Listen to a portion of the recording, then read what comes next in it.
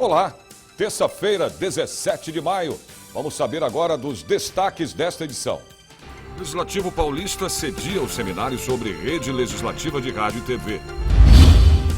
Núcleo de Avaliação Estratégica, o NAE, homenageia os profissionais de enfermagem, a partir de agora no Jornal da Assembleia.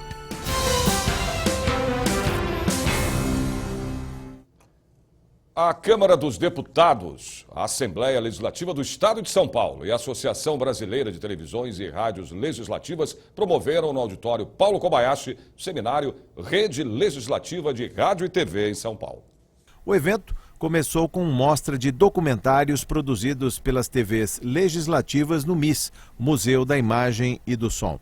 Todo mundo vê as TVs legislativas e acha que só tem aquele político falando dos seus projetos ou as sessões, e nós temos um material fantástico produzido pelos profissionais, documentários, cultura, e que às vezes não é conhecido mesmo no nosso meio. Então esse primeiro ato da Astral é mostrar para o pessoal do nosso meio e após isso começar a mostrar também para os de fora, que as TVs legislativas têm material de boa qualidade e assistível, né? Uma coisa assim gostosa de ver, para atrair inclusive a audiência das pessoas. Apresentar resultados e dialogar com os parceiros no Estado foram os objetivos do seminário, que trouxe ainda palestras para a montagem de rádio e TVs legislativas e as restrições eleitorais para as emissoras do campo legislativo.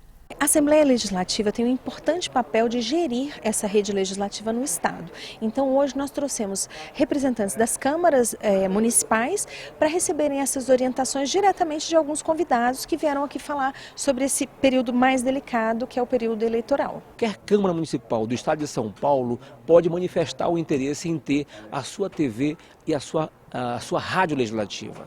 A rádio legislativa e a TV legislativa está disponível, desde que o presidente da Câmara manifeste o interesse de ter esse canal lá na sua Câmara. E isso é fundamental, nós entendemos assim, em função da transparência. Está aqui a TV Assembleia, da transparência ao trabalho dos senhores parlamentares, ou seja, em programas ao vivo, gravados, e a população está lá assistindo e vendo o que acontece na casa. A importância desse evento é de colocar a TV Assembleia em todos os municípios com a transmissão ao vivo 24 horas. Nós estamos iniciando contatos com o Ministério da Comunicação e também com a rede das televisões de Assembleia Legislativa do país. A importância é que quanto mais você aproximar a população dos trabalhos legislativos, mais você permite ao cidadão efetuar a sua cobrança, o acompanhamento e dar muito mais transparência ao trabalho. Então é desejo nosso que isso se espalhe, se difunda cada vez mais e que a TV Assembleia seja vista por um número maior de pessoas no estado inteiro, em todos os municípios, por 24 horas.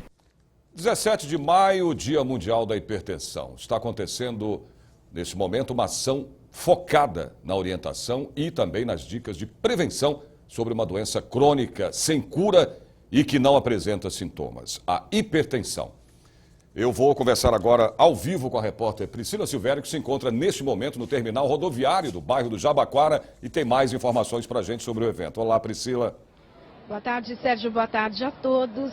24% da população brasileira tem hipertensão.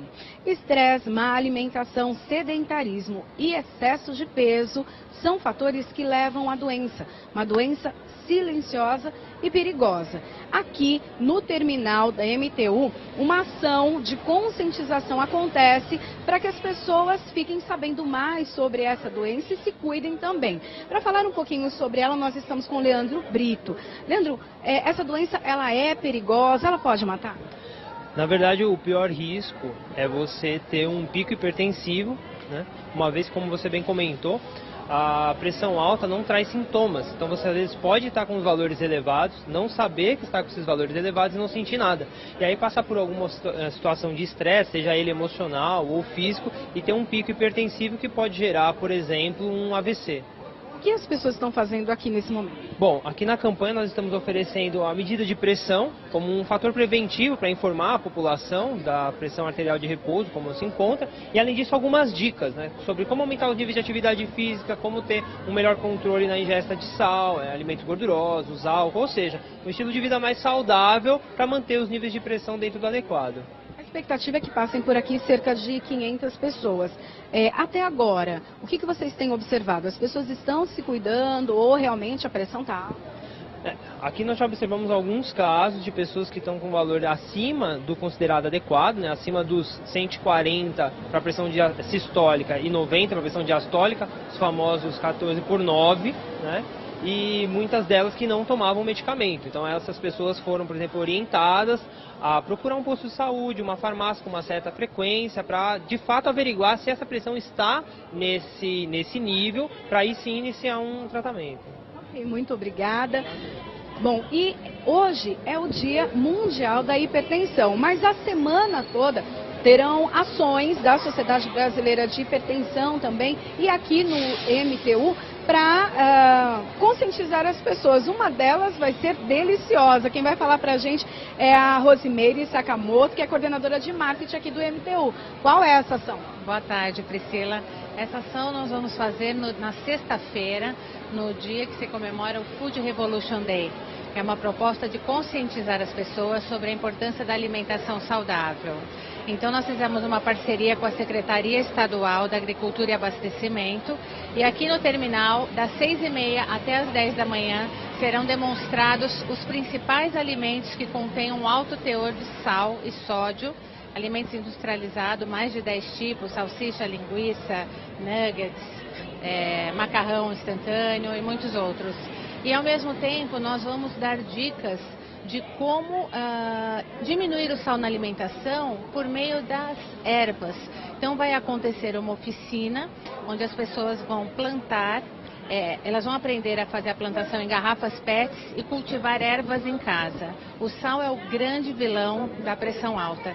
Então a gente achou bem interessante fazer esse evento da hipertensão para as pessoas medirem, saberem se tem a pressão elevada e também ter uma orientação de como cuidar disso e se manterem saudáveis.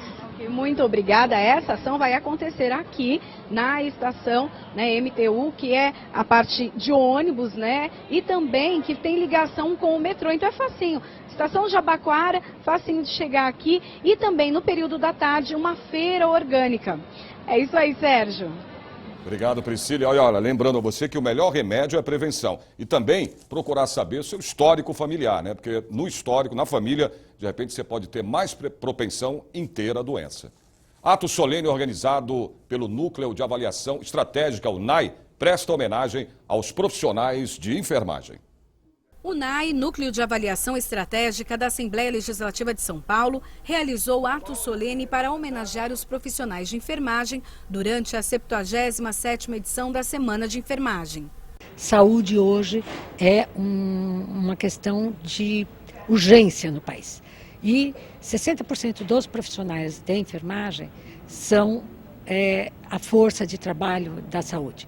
Então, nós estamos começando com a saúde para fazer uma intervenção, porque nós entendemos que, se nós melhoramos os profissionais de saúde, com certeza a saúde melhorará. Então, nós estamos assim, é o primeiro evento em São Paulo, e nós aproveitamos para convidar a população para vir visitar o Museu da Indumentária da Enfermagem, que ficará aqui durante essa semana, do dia 16 ao dia 20. A Semana de Enfermagem promoveu diversas palestras para profissionais e estudantes. Assuntos como a abertura indiscriminada de cursos universitários e o ensino à distância foram os mais debatidos. Em homenagem aos enfermeiros, o Espaço Cultural 5º Centenário aqui na Assembleia recebe a exposição A Indumentária do Cuidar, 11 uniformes e muita história.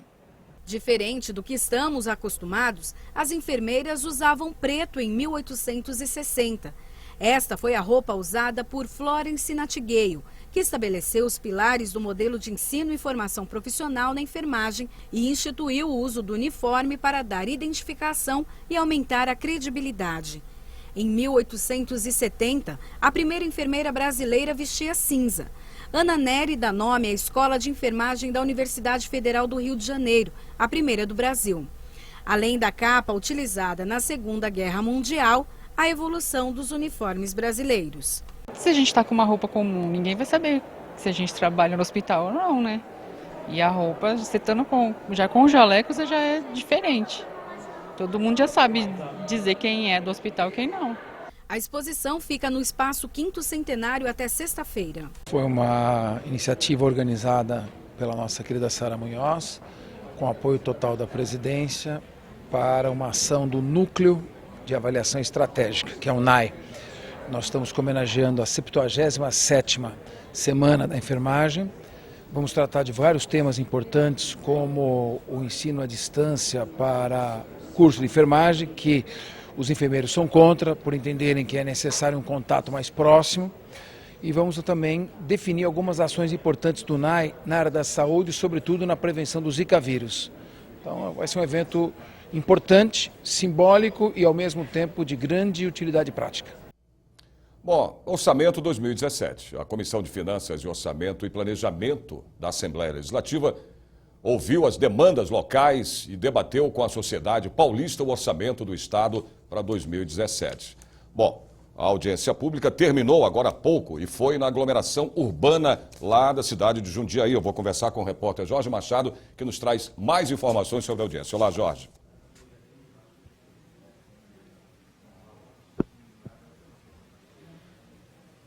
É isso, Sérgio. Terminou agora há pouco a segunda audiência pública do Orçamento 2017 aqui na cidade de Jundiaí. A segunda de uma série de 21 encontros promovidos pela Comissão de Finanças, Orçamento e Planejamento em todo o estado de São Paulo, as regiões metropolitanas, as regiões administrativas, as aglomerações urbanas, tal e qual aqui em Jundiaí. Quem presidiu esse encontro foi o deputado Mauro Bragato, do PSDB, que é presidente da Comissão de Finanças, Orçamento e Planejamento. Um balanço desse encontro que teve como prioridades a saúde, a educação e a cultura, deputado. Um balanço que eu posso dizer bastante positivo. Nós tivemos um debate bastante forte e prevaleceu na votação a saúde. É claro que, como já eu tenho dito, saúde, você tem a participação do município, do Estado, dos estados e da União. A União sempre investiu pouco, o Estado de São Paulo 13% e a média dos municípios mais de 20%. Então, se a gente no debate não definir quais são as prioridades, fica bastante complicado. No caso aqui, eles reivindicam um percentual do Estado, já autorizado pelo governador, para o hospital filantrópico aqui do município, que atende também toda a região. Então isso é bastante justo. Agora, é claro que nós temos que levar em conta que o financiamento da saúde no Brasil vai de mal a pior. E não é de agora, isso já vem de bastante tempo. Então quero dizer que foi uma reunião, uma audiência pública, melhor dizendo, bastante concorrida, bastante positiva, no quadro que nós estamos vivenciando, político, de tensionamento, de dificuldades, mas que valeu a pena a Assembleia vir ao aglomerado urbano de Jundiaí.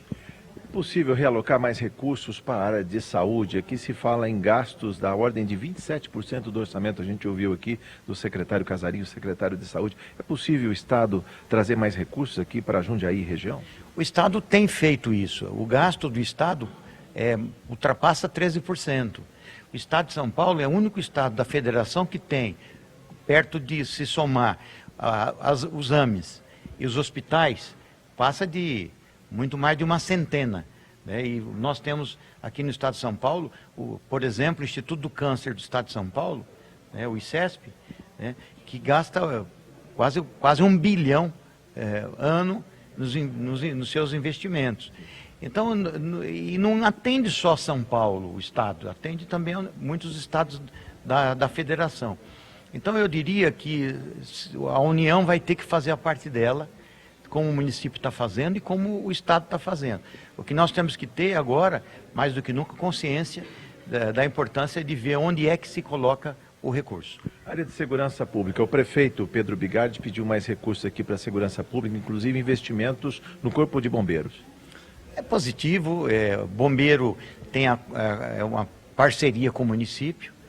Não vejo tanta dificuldade nesse sentido. Isso vai ter que ter uma articulação que é muito mais fácil do que se pensar, por exemplo, na saúde e na infraestrutura. Ok. Muito obrigado, deputado Mauro Bragato.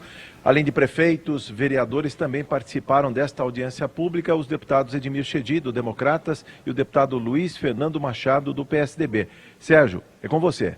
Portanto, aí informações ao vivo do repórter Jorge Machado sobre a realização dessa audiência pública que discute o orçamento para 2017. Vamos agora à previsão do tempo para amanhã, quarta-feira, São Paulo, encoberto com possibilidade de chuvas, a máxima é de 25 graus. Campinas, também tempo encoberto, a máxima deve chegar aos 26 graus. São José dos Campos, a terça-feira, terá tempo fechado, a máxima chega a 25 graus. Sorocaba, tempo encoberto, temperatura alcança os 26 graus. Ribeirão Preto, tempo com sol entre nuvens. Os termômetros deverão marcar até 29 graus. A Assembleia Legislativa comemorou o Dia do Círculo de Oração. A gente fala sobre esse e outros assuntos já já.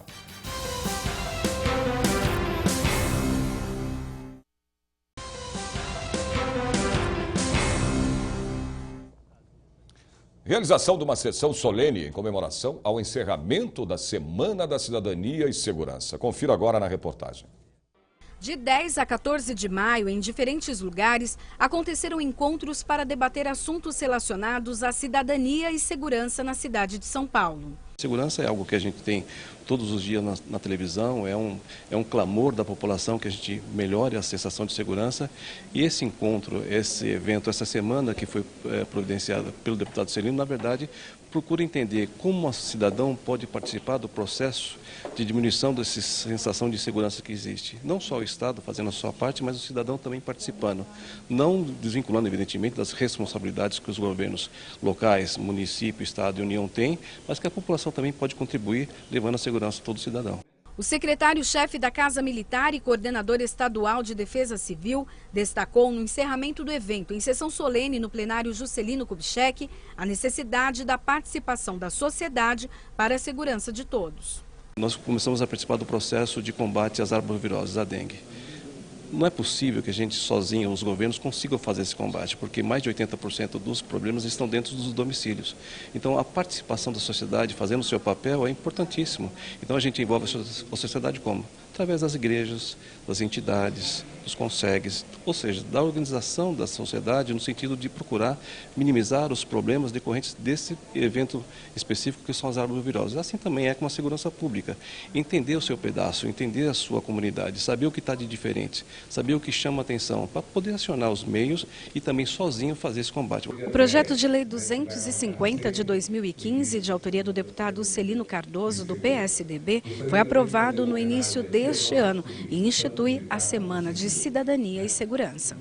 A Constituição diz o seguinte: a segurança é um dever do Estado e uma responsabilidade de todos, né? Então, o objetivo dessa lei é que o próprio governo, o poder público de uma maneira geral, escolas, igrejas, entidades sociais possam, nessa semana de 10 de maio a 16 de maio, estar promovendo diversas atividades com o objetivo de conscientizar o cidadão que a segurança é responsabilidade de todos, né? E também com o objetivo de homenagear os consegues, que fez aniversário dia 10 de maio, que foi o primeiro dia da Semana da Cidadania e Segurança. E a Assembleia Legislativa comemora o Dia do Círculo de Oração. A solenidade teve como anfitrião o deputado Adilson Rossi, do PSB. O Dia do Círculo da Oração foi instituído há 13 anos por iniciativa do próprio Parlamento Paulista. É comemorado todos os anos no mês de maio. O Círculo de Oração é formado por mulheres, que em geral se reúnem uma vez por semana. É basicamente um breve culto em que se lê a Bíblia, se canta, mas focado principalmente na oração. Nós nos reunimos e cada uma tem um pedido, cada uma tem uma necessidade, mas o fundamental é nós nos reunirmos para orar em favor das famílias, das necessidades particulares de cada uma. Basicamente é isso, ajudar em oração quem necessita. A Bíblia diz: orai sem cessar, orai em todo o tempo. O que é o círculo de oração? O círculo de oração tem na Assembleia de Deus, que é a igreja que começou com esse tipo de trabalho há 74 anos. que acontece? Os homens trabalham, é muito natural, é o provedor da casa. Então, o trabalho do círculo de oração começou com as mulheres, que naquele tempo tinham um tempo mais disponível, então passavam um dia na igreja em oração, pelo menos um dia na semana, não é? Então, fazendo aquilo que a gente quer fazer, mas não pode fazer sempre. Então, em toda a igreja pentecostal, principalmente, há um grupo de mulheres que se reúnem uma vez por semana, passam uma tarde ou às vezes o dia inteiro em oração, orando pela família, pelo esposo, pelos filhos, pela própria igreja, pela nação. O deputado Adilson Rossi, do PSB, foi o anfitrião do evento. Ele explica que a data comemorativa é recente, comparada à atividade que já ocorre há mais de 70 anos. É um movimento que está em várias denominações do Brasil e fora do Brasil também.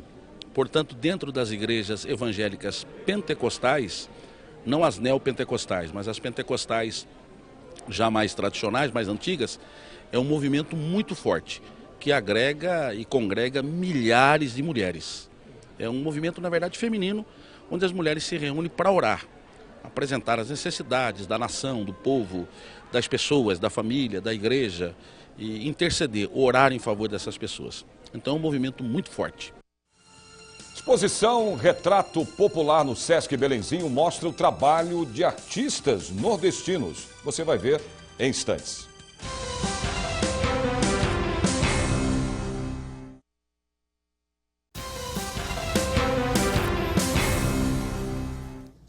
Exposição Retrato Popular no Sesc Belenzinho mostra o trabalho de artistas nordestinos ao lado de obras do acervo do Memorial da Cultura Cearense. Veja agora na reportagem. Um retrato pode representar uma personalidade, um estilo, a beleza e a religião como parte da cultura de um povo.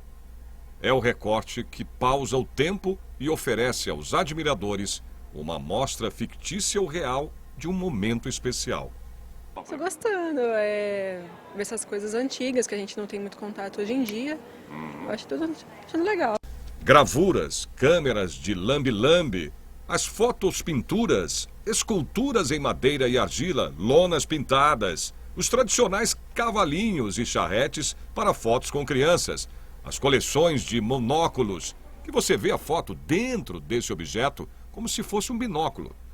Os ex-votos fotográficos, que eram fotos oferecidas das pessoas como agradecimento pelo milagre concebido a elas, fazem parte do acervo do Memorial da Cultura Cearense. A proposta da exposição Retrato Popular é mostrar a importância dessa tradição comum em todo o Brasil, que é considerada um patrimônio da história da fotografia regional. A fotografia popularizou o retrato nas camadas sociais que emergiram da Revolução Industrial. Até então, apenas os nobres podiam ser retratados por um pintor que cobrava muito caro por seus serviços. O tempo passou e fazer um retrato ficou mais simples com a chegada da câmera lambe-lambe, como explica um apaixonado por fotografias e que tem prazer em voltar ao tempo. É uma câmera que já é um mini laboratório fotográfico. Você fotografa e já revela lá dentro. Isso para a época era uma vantagem, porque as pessoas precisavam das fotos rápidas. Exato. E não tinham onde ir. Então, com essa câmera, os fotógrafos ficavam nos jardins, nas praças, e eles conseguiam fazer com que a pessoa saísse com uma foto na hora. A exposição ela é uma parceria entre o Sesc e o Museu da Cultura Cearense, o Dragão do Mar, que fica em Fortaleza. E ela se chama Retrato Popular do Vernáculo ao Espetáculo. E ela traz esses tipos de fotografia que você falou mesmo. O lambe-lambe, o monóculo e as fotopinturas. E também outros tipos de fotografia popular, que são essas que você falou de agradecimento. Então aqui nessa parede, por exemplo, a gente tem várias fotos de pessoas que deixaram em Casa de Milagre agradecendo algum pedido, algum milagre que foi atendido pelo Divino. O Jornal da Assembleia de hoje termina aqui, mas você pode acompanhar toda a programação da TV Assembleia SP através do portal, que é o al.sp.gov.br. A gente se vê de novo amanhã, a partir do meio-dia. Até lá.